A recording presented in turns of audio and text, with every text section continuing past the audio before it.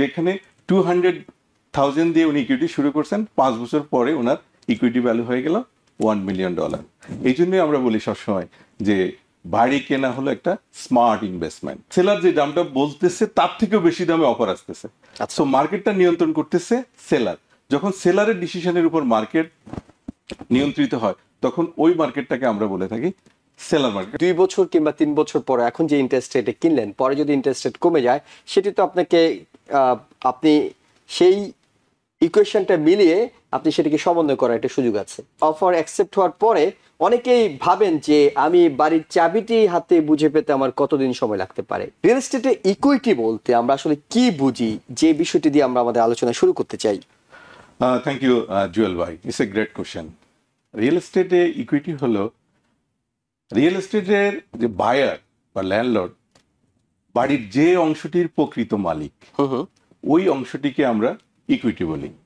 আমি যদি একটু এক্সপ্লেন করি, সেটা হলো আপনি আজকে একটা বাড়ি কিনতেছেন যেটার মার্কেট ভ্যালু $1 মিলিয়ন, যেটার আপনি 20% আপনি ডাউন পেমেন্ট দিচ্ছেন।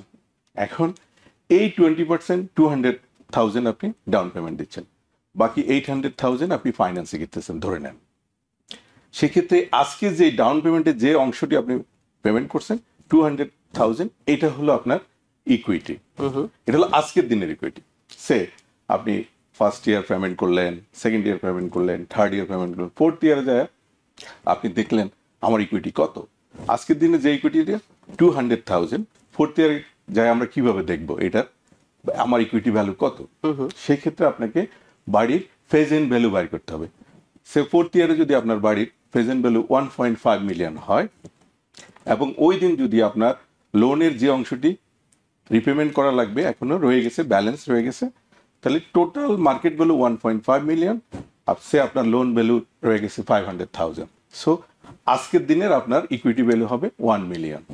ওকে, আই হোপ, আশা করি দর্শকরা ক্লিয়ার হয়েছে। সেক্ষেত্রে তিনি কি চাইলে বিক্রি করার যদি পরিকল্পনা করেন, সেইখানে কি এই হিসেবটা তাকে কোনোভাবে লাভবান করবে? অর্থাৎ বাড়ির দামটা যে বেড়ে গেল, তিনি চাইলে বিক্রি করা ওই মুহূর্তে যদি তিনি পরিকল্পনা করেন যে আমি এই বাড়িতে থাকতে চাই না, আমি হয়তো অন্য আরেকটি বাড়ি দেখছি, আরেকটি ভালো জায়গায় আরেকটু বড় বাড়ি দেখছি, তখন আসলে হিসেবটা কিভাবে মেলাবেন?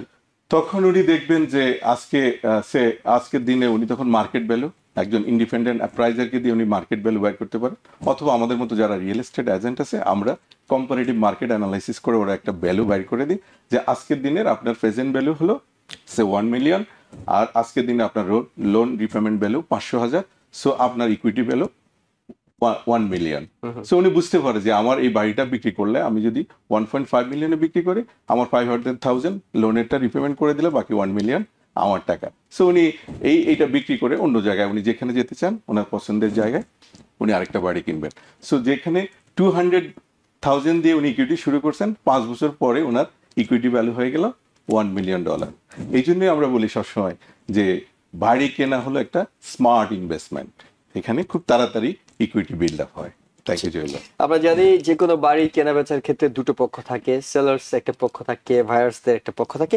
সেলার্স মার্কেট, বায়ার্স মার্কেট, এই দুটো শব্দের সঙ্গে আমরা প্রায় শুনি, কিন্তু একটু ব্যাখ্যা চাই আপনার কাছে যে এই দুটো শব্দ আসলে কি মিন করে।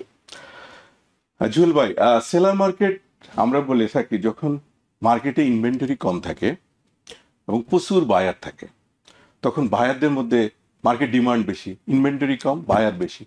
যখনই ডিমান্ড বেশি হয়ে যায়, ডিমান্ড এবং সাপ্লাই থিওরি অনুযায়ী, তখন বাড়ির দাম অটোমেটিক্যালি বেড়ে যায়। সো বায়ারদের অনেক বেশি অপশন থাকে না বার্গেনিং করার, বিকজ এত বেশি বায়ার। আমি যদি একটা বাড়ি কেউ ছাড়েন, হ্যাঁ, কেউ একজন অফার করলো 1.1, আরেকজন যেহেতু মার্কেটে স্টক কম, ইনভেন্টরি কম, আরেকজন 1.2, এইভাবে বায়ারদের মধ্যে একটা হাই কম্পিটিশন শুরু হয়ে যায় বাড়িটা নেওয়ার জন্য। তো অন্যান্য বায়ার খুব বেশি একটা কিছু করতে পারে না, অর্থাৎ সেলার যে দামটা বলতেছে তার থেকেও বেশি দামে অফার আসতেছে। সো মার্কেটটা নিয়ন্ত্রণ করতেছে সেলার। যখন সেলারের ডিসিশনের উপর মার্কেট নিয়ন্ত্রিত হয় তখন ওই মার্কেটটাকে আমরা বলে থাকি সেলার মার্কেট। সেলারের দামের উপরে সেলার নিয়ন্ত্রণ করতেছে মার্কেট। উল্টোভাবে যদি আপনি চিন্তা করেন, মার্কেটে যদি প্রচুর ইনভেন্টরি থাকে, এখন বায়ার কম, প্রচুর ইনভেন্টরি, তখন বায়াররা কি করতেছে, ওই বাড়িটা দেখে শুনে বুঝে তার রিয়েলটারের সাথে কথা বলে কম্পারেটিভ মার্কেট অ্যানালাইসিস করে বিভিন্নভাবে তার সুযোগ আছে। এখানে বায়ার যখন একটা বাড়ি আগে যেরকম কম্পিটিশন অনেক হাই ছিল, এখন সেলার মনে করেন বাড়িটার দাম উনি আস্কিং প্রাইস তৈরি করলো যে 800,000। যেহেতু মার্কেটে প্রচুর বাড়ি আছে, সে কম্পারেটিভ অ্যানালাইসিস করে 2টা 3টা 4টা বাড়ির সাথে, তখন সে চিন্তা করে যে কোনটাতে আমার ভ্যালু বেশি, দাম কম, এরকম অ্যানালাইসিস করে বায়ার ডিসিশন নিতে পারে। সেলারের যে দামটা বললো ওটা তখন থাকে না। বায়াররা বুঝে শুনে যখন বায়ারের ডিসিশনের উপর মার্কেট প্রাইস কন্ট্রোল হয়, তখন আমরা এটাকে বায়ার্স মার্কেট বলি। বলি আমরা। এবং আরো কিছু শব্দের সঙ্গে পরিচিত হতে চাই। আমরা ইন্টারেস্ট রেট শব্দটা সবাই জানি, কিন্তু ইন্টারেস্ট রেট লক এই শব্দটা শুনছি। এখন এই লকটা আসলে কেন করা হয়, কেন ইন্টারেস্ট রেটটাকে আমি লক করে দেব? গ্রেট কোশ্চেন জুয়েল ভাই। দেখুন, প্রথমত আমরা আসি ইন্টারেস্ট রেটটা কিভাবে নির্ধারণ হয়। ফেডারেল রিজার্ভ কিন্তু ইন্টারেস্ট রেট একটা বেস লাইন দিয়ে দেয়। তারপরে দেখেন আপনার সলিড ডাউন পেমেন্ট, আপনার ক্রেডিট স্কোর, আপনার জব সিকিউরিটি, আপনার ফে স্টাফ, এটার উপর বেস করে আপনি একটা রেট পেলেন। এখন রেট পাওয়ার পরে যদি আপনি এটা ফাইন্যান্সে কিনেন, অনেক সময় এটা 30 ডেজ 40 ডেজ সময় লেগে যেতে পারে, কারণ লেন্ডার অনেকগুলো ভেরিফিকেশন করে লোনটা ডিসবার্স করার পূর্বে। তো কোনো বায়ার যদি মনে করে যে আমি এখন রেটটা পেয়েছি 6.3, কিন্তু আশঙ্কা করতেছি যে এই রেটটা বেড়ে যেতে পারে, তখন বায়ার নিজেকে সেভ করার জন্য একটা ফি এর বিনিময়ে এটা 30 ডেজের জন্য, 45 ডেজের জন্য, ইন সাম কেসে 60 ডেজের জন্য উনি লক করে ফেলেন। লক করলে কি হবে, আজকে ইন্টারেস্ট রেটটা যে 6.3 বলেছে, এই 60 ডেজ পর্যন্ত এটা 6.3 এ থাকবে, এটা বেড়ে যাওয়ার আর কোনো সুযোগ নেই। ওকে, এখন আপনার কোশ্চেন থাকতে পারে যে এটা যদি কমে যায় সেক্ষেত্রে কি হবে। রাইট। এই ক্ষেত্রে যখনই কমে যাওয়ার সম্ভাবনা থাকে এবং মার্কেটটা যদি আনস্টেবল থাকে, কমে যাওয়ার সম্ভাবনা থাকলে ভাইয়ার এই রিস্কটা নেয় না, লক করার চিন্তা করে না যে কমে গেলে আমি তো বেনিফিটেড হব। ভাইয়ার যখন মনে করে যে না, রেটটা বেড়ে যেতে পারে এবং আমি ইন্টারেস্ট রেট বেশি পে করার সম্ভাবনা তৈরি হয়েছে, সেই ক্ষেত্রে ওরা রেটটা লক করে। লক মিনস হলো একটা পার্টিকুলার টাইমের জন্য রেটটা ফিক্স করে ফেলা। কিন্তু এই টাইমটা আপনি বলছিলেন যে 60 দিনের জন্য, 45 দিনের জন্য এটি হয়, এটি সর্বোচ্চ কত দিনের জন্য লক করতে পারবেন তিনি? এইটা অ্যাজ পার কন্ট্রাক্টে আমরা বেশিরভাগই দেখি যে 45 থেকে 60 ডেজের বেশি সেলার ওয়েট করতে চায় না। যদি এর বেশি মনে করেন একটা লোন ডিসবার্স হতে যদি লম্বা সময় নেয়, সেক্ষেত্রে সেলার ইনসিকিউরিটিতে ভোগে যে আমার বাড়িটা এখানে রিস্ক আছে, বিক্রি নাও হতে পারে। তো নর্মালি 60 ডেজের ভিতরেই হয়ে থাকে বেশিরভাগ ক্ষেত্রে। আমরা এক্সেপশন থাকতে পারে, বাট আমাদের এক্সপিরিয়েন্স থেকে আমরা দেখছি বেশিরভাগ 60 দিনের সর্বোচ্চ 2 মাসের জন্য করে থাকেন। ফি বলছিলেন যে একটা ফি দিয়ে এই লকটা করতে হয়, ফি এর পরিমাণটা কেমন? এটা খুব নমিনাল, বেশি না, lender to lender variable, but খুবই নমিনাল ফিস। না, আমরা তো জানি যে ইভেন আপনি 2 বছর কিংবা 3 বছর পরে এখন যে ইন্টারেস্ট রেটে কিনলেন, পরে যদি ইন্টারেস্ট রেট কমে যায়, সেটি তো আপনাকে আপনি সেই ইকুয়েশনটা মিলিয়ে আপনি সেটাকে সমন্বয় করার একটা সুযোগ আছে। ডেফিনেটলি। এটির সাথে কি ইন্টারেস্ট লকের কোনো সম্পর্ক আছে? ইন্টারেস্ট লকটা করে আমরা আমাদের ক্লোজিং ডেটের আগ পর্যন্ত, ক্লোজিং ডেটে যেই তখন আমাদের দুইটা অপশন থাকে। আমি এই অনুষ্ঠানে আলোচনা করেছি, একটা হলো ফিক্সড রেট মর্গেজ, আর একটা হলো ভেরিয়েবল রেট, ওই আমরা অ্যাডজাস্টেবল রেট মর্গেজের কথা বলেছি। তখন উনি যেটা নেবেন ওই ডেটে পার্টিকুলারলি, উনি ওই ডেটটা নিলে, উনি যদি ফিক্সড রেটে নিয়ে নেয়, তাহলে উনি যদি 30 ইয়ার্সের জন্য নিয়ে থাকেন, নেক্সট 30 ইয়ার্স কিন্তু এই ফিক্সড রেটে চলবে। আর উনি যদি না, এই রেটটা আমি লক করছি ওই যে ক্লোজিং ডেটের আগ পর্যন্ত, পরবর্তীতে উনি যদি ভেরি অ্যাডজাস্টেবল রেট নিয়ে থাকেন, তখন মার্কেট রেটের সাথে ওনার এটা অ্যাডজাস্ট হতে থাকবে। দর্শকরা অনেক প্রশ্ন করছেন আমাদের সোশ্যাল মিডিয়ায়। দর্শকরা প্রশ্ন, আব্দুর রাকিব তিনি প্রশ্ন করেছেন ফার্স্ট টাইম হোম বায়ারদের কি কি সুবিধা। এটি আসলে আমরা রেগুলারই এই অনুষ্ঠানে আলোচনা করে থাকি। তারপর আপনি দর্শকের সুবিধার জন্য যদি একেবারে পয়েন্ট আকারে 2-1টি সুবিধা বলে দেন।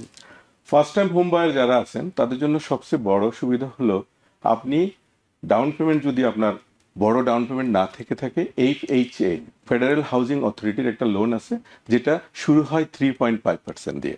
সো আপনারা যারা হাই রেটে mortgage pay, house rent pay করতেছেন, তারা 3.5% ডাউন পেমেন্ট দিয়ে আপনি বাড়ি কিনতে পারেন। আপনাদের যে কোনো ধরনের সহযোগিতা, আপনারা আমাদের চেম্বারে আসুন। সময় স্বল্পতার জন্য অনেক কিছু আমরা ক্লিয়ার করতে পারি না, সেখানে আমরা আপনাদেরকে ডিটেল একটা A to Z। এবং তিনি পরবর্তীতে আরো একটি প্রশ্ন করেছেন, ক্লোজিং কস্ট কি বায়ার পে করে না সেলার পে করে? এখানে প্রপোর্শনালি পে করে। কিছু কিছু কস্ট আছে, ট্যাক্স, আরো ওয়াটার বিল, কিছু কিছু বিল আছে, এগুলো প্রপোর্শনেটলি সেলার পে করে। আর বেশিরভাগ বিলগুলো অ্যাপ্রাইজাল ফি, অন্য ফি, ইন্টারেস্ট, ব্যাংক অ্যাপ্রাইজাল ফি, তারপরে আন্ডাররাইটার ফি, এগুলো বেশিরভাগই বায়ারকে পে করতে হয়। অ্যাপ্রাইজাল শব্দটা চলে এসেছে, আমরা এটিও একটু জানতে চাই রিয়েল এস্টেটে অ্যাপ্রাইজাল জিনিসটা আসলে কি, এটি কেন করা হয়? জুয়েল ভাই, ইটস এ গ্রেট কোশ্চেন।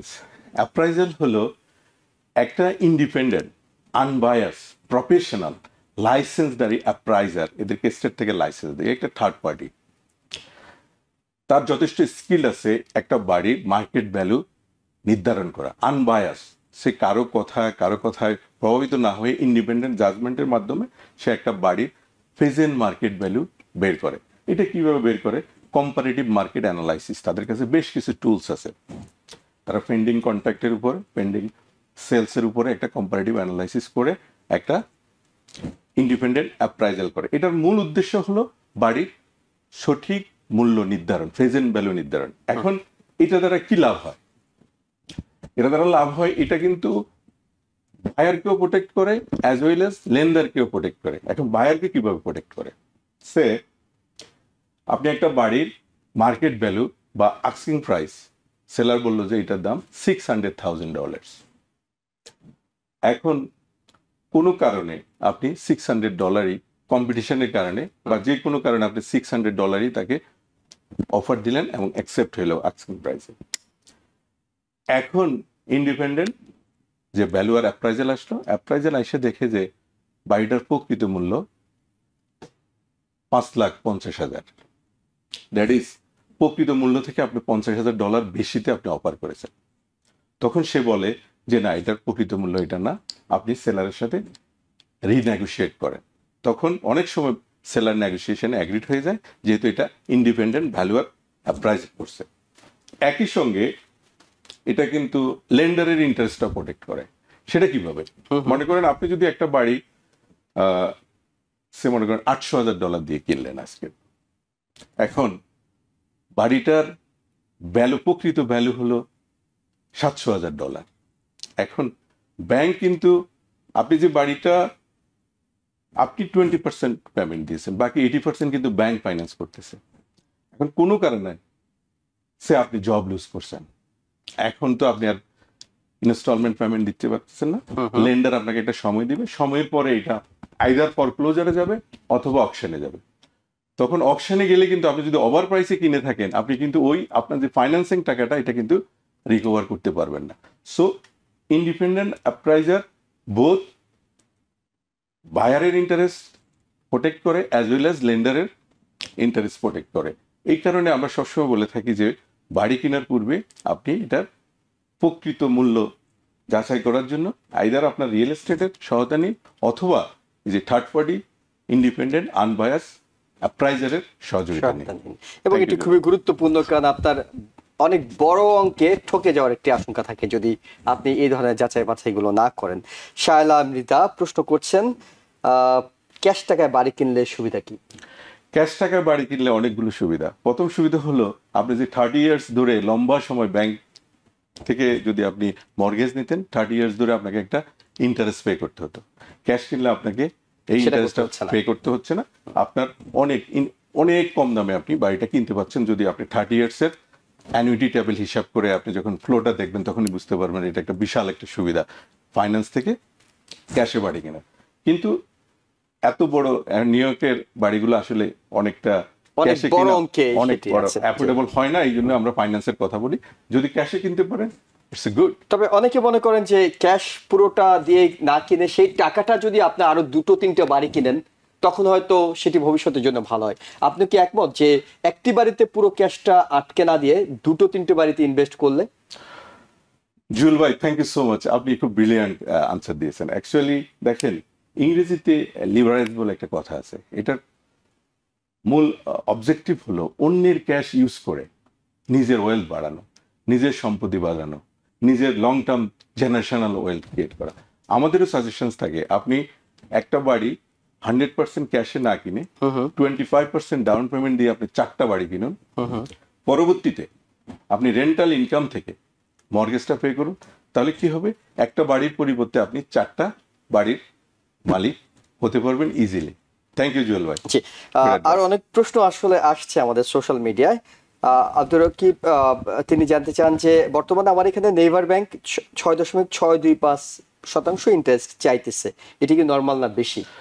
এটা আজকের ইন্টারেস্ট রেট 6.3, আমি সকালবেলা যেটা ওকে, তাহলে দেখেছি। কমই চাচ্ছে সেই ক্ষেত্রে। কম। না, 6.625 বেশি চাচ্ছে। এটা আসলে লেন্ডার টু লেন্ডার ভেরিয়েবল থাকে, সেক্ষেত্রে আপনাকে এক্সপার্ট নেগোশিয়েট করতে হবে। এবং ইন্টারেস্ট রেটটা পার্টিকুলারলি এটা জেনারেল রেট। ওকে, এটা নির্ভর করে আপনার ডাউন পেমেন্টের উপর, আপনার ক্রেডিট স্কোরের উপর, সর্বোপরি আপনার লোনটা কতটুকু রিস্ক। আপনি যদি W2 এর ইনকাম, আপনি রেট এক ধরনের পেতে পারেন। আপনার যদি 1099 এর ইনকাম থাকে, সেক্ষেত্রে রেট ডিফারেন্ট হতে পারে, অনেক কিছুর উপর নির্ভর করে। আমরা এরপর আপনার কাছে যেটি চাই, রিয়েল এস্টেটে ফাইনাল ওয়াক থ্রো একটি কথা আছে, এটি আসলে কি, এটি কেন করা হয়? গ্রেট কোশ্চেন জুয়েল ভাই। ফাইনাল ওয়াক থ্রো হলো ক্লোজিং এর পূর্বে বাড়িটা ভিজিট করে দেখা। এখন প্রশ্ন আসতে পারে কেন ভিজিট করব। দেখেন, আপনি অনেকগুলো বাড়ি দেখছেন, দেখতে একটা বাড়ি আপনার পছন্দ হয়, সেই বাড়িটাকে আপনি অফার করছেন, অফারের পরে অফারটা অ্যাকসেপ্ট হলো। অফার অ্যাকসেপ্ট হওয়ার পরে আপনার ইনস্পেকশন হয়, ইনস্পেকশনের পরে আপনি কন্ট্যাক্ট করলেন, সেলার আপনাকে কন্ট্যাক্ট পাঠালো, আপনি সাইন করলেন, সেলার সাইন করে দেওয়ার পর আমরা এটাকে বলি ফুললি এক্সিকিউটেড কন্ট্রাক্ট। এখন দেখেন, অনেক সময় এই ফুললি এক্সিকিউটেড কন্ট্রাক্টে কিছু কন্টিনজেন্সি থাকে, যে আমার এই কাজগুলো সেলার করে দিবে। অথবা দেখা গেলো যে বাড়িতে এটা বাড়ির সামনে বড় ধরনের একটা গার্বেজের স্তূপ আছে, সেলার বললো যে এটা ক্লোজিং এর আগে আমি এটা রিমুভ করে দেব। অথবা বাড়িতে ট্যানেন্ট ছিল, সেলার বললো যে ক্লোজিং ডেটের পূর্বে আমি এটা ট্যানেন্টটা ক্লিন করে আমি আপনাকে ব্যাক এন্ড হাউস দিব। সো সে প্রথম দিন যেই কন্ডিশনে, অ্যাজ ইস কন্ডিশনে বাড়িটা দেখেছে, ক্লোজিং এর পূর্বে সে মেকশিওর হতে চায় যে ওই যে আমার অ্যাজ পার কন্ট্রাক্ট আমার সবকিছু ঠিকঠাক আছে কিনা। ওকে, সো ক্লোজিং এর পূর্বে ফাইনাল ভিজিটটাকে আমরা বলি final walk through. Final walk through. আপনি অনেকগুলো প্রসেসের কথা বলছিলেন, কিন্তু অফার অ্যাকসেপ্ট হওয়ার পরে অনেকেই ভাবেন যে আমি বাড়ির চাবিটি হাতে বুঝে পেতে আমার কতদিন সময় লাগতে পারে? থ্যাংক ইউ জুয়েল ভাই। দেখেন, বাড়ি যখনই আমরা বেশিরভাগ সময় আমরা নিজেরও এক্সপিরিয়েন্স করি, যখনই ওরা এই কন্ট্রাক্ট এক্সিকিউটের সময় একটা ডাউন পেমেন্ট দিতে হয়, ডাউন পেমেন্টের পরে অনেক বায়ার শুধু বলতে থাকে, ভাইয়া আমি চাবিটা কবে পাবো। এটা তাদের ভিতরে একটা, আসলে সে এক্সাইটেড, হ্যাঁ, এক ধরনের সে তার ভিতরে একটা এক্সাইটেশন কাজ করে, নিজেদের একটা বাড়ি, দীর্ঘ প্রতীক্ষার পর সে তিলে তিলে ডাউন পেমেন্ট জমা করে। সো যখন বাড়িটা ক্যাশে কিনা হয়, এটা 2 উইকসের ভিতরে আপনি চাবিটা পেয়ে যেতে পারেন, কারণ ওই সময় লিগেল কিছু ফ্রেমওয়ার্ক, অর্থাৎ টাইটেল ডে কোনো ধরনের ভায়োলেশন আছে কিনা, ওপেন পারমিট আছে কিনা, যদি এই জিনিসগুলো না থাকে উইদিন শর্ট টাইমের ভিতরে ক্লোজিং ডেট পড়ে যায়, অর্থাৎ 2 উইকসের ভিতরে বা ম্যাক্সিমাম 3 উইকসের ভিতরে আপনি পেয়ে যাবেন। এখন আসুন, আপনি বাড়িটা ফাইন্যান্সে কিনতেছেন, অর্থাৎ মর্গেজ জড়িত। যখনই মর্গেজ জড়িত হবে, তখন এই মর্গেজ কোম্পানি আপনাকে মর্গেজ ডিসবার্স করার পূর্বে অনেকগুলো কাজ করবে। একটা, তার ইন্ডিপেন্ডেন্ট অ্যাপ্রাইজার পাঠাবে, অ্যাপ্রাইজার বাড়িটার মূল্য দেখবে। তারপরে যদি বাড়িতে কোনো কন্টিনজেন্সি থাকে, আপনাকে কন্টিনজেন্সিগুলো ফুলফিল করতে হবে। আপনার যদি কোনো ধরনের ইনস্পেকশন থাকে, ইনস্পেকশনের পরেও কিছু কাজ থাকে, আমি যেটা বললাম, সে মনে করেন সেলার বলে দিল যে আমার হিটারটা অনেক পুরনো, এটা চেঞ্জ করে দিবে, তো সেলার এটা চেঞ্জ করে দেয়।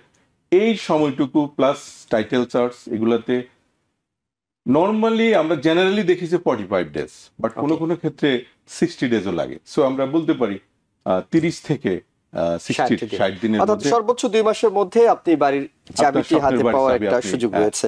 আমাদের আরো অনেক প্রশ্ন আসছে সোশ্যাল মিডিয়ায়, আপনি পরবর্তীতে, এখন হয়তো সময় স্বল্পতার কারণে আমরা আলোচনা করতে পারবো না, কিন্তু আপনি চাইলে TVN24 এর পেজে গিয়ে এই প্রশ্নগুলোর উত্তরটি আপনি দিয়ে দিতে পারেন। কমেন্টস গুলোর যদি আপনি রিপ্লাই দিয়ে উত্তরগুলো দিয়ে দেন, তাহলে দর্শক আপনারা হয়তো একেবারে রিয়েল এস্টেট এজেন্টের কাছ থেকে সরাসরি উত্তরগুলো পেয়ে যাওয়ার সুযোগ রয়েছে। লাস্ট একটি প্রশ্ন আপনাকে করতে চাই, সেটা হলো ইনভেস্টমেন্ট প্রপার্টি কিনতে অনেকেই মনে করেন যে নিজ নামে কিনবো নাকি LLC নামে কিনবো, কোনটি আসলে সুবিধা, আপনার মতামত জানতে চাই। জুয়েল ভাই, ইটস এ গ্রেট কোশ্চেনস। আমি বলবো দর্শক মন্ডলী আপনারাও খুব মনোযোগ দিয়ে শুনবেন। আমাদের সাজেশনস থাকে যে ইনভেস্টমেন্ট প্রপার্টির ক্ষেত্রে এটা LLC নামে কেনার জন্য আমরা সাজেস্ট করে থাকি। আর কোশ্চেন আসতে পারে কেন করেন। দেখেন যেহেতু এটা ইনভেস্টমেন্ট প্রপার্টি, তার মানে কি আপনি এখানে ট্যানেন্টদেরকে ভাড়া দিবেন। এখন ধরেন আপনি কোনো একজন ট্যানেন্ট সিঁড়ি থেকে পড়ে গিয়ে মারাত্মকভাবে একটা উইন্ডেড হলো, সু করলেন, সে এক্স্যাক্টলি তিনি কোর্টে গিয়ে আপনার নামে একটা সু করে দিলেন। এখন দেখেন সু থেকে পেনাল্টি আসতে পারে।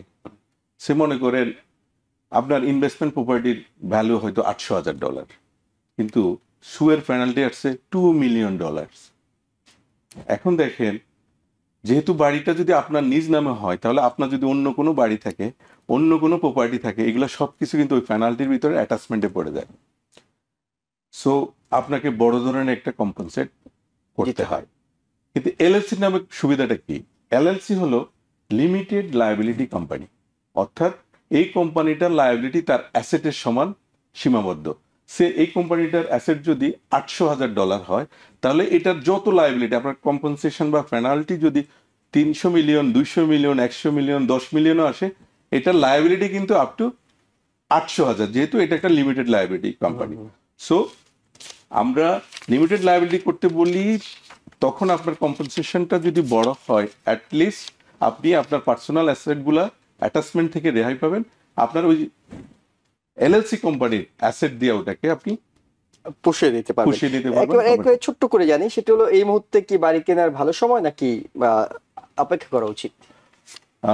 জুয়েল ভাই, আমি যদি আপনাকে বলি, অনেকে মনে করেন যে গত বছরের এই সময়ের তুলনায় ইন্টারেস্ট রেট বেশি, বাট আমরা সবসময় বলে থাকি যে home investment is a long term smart investment.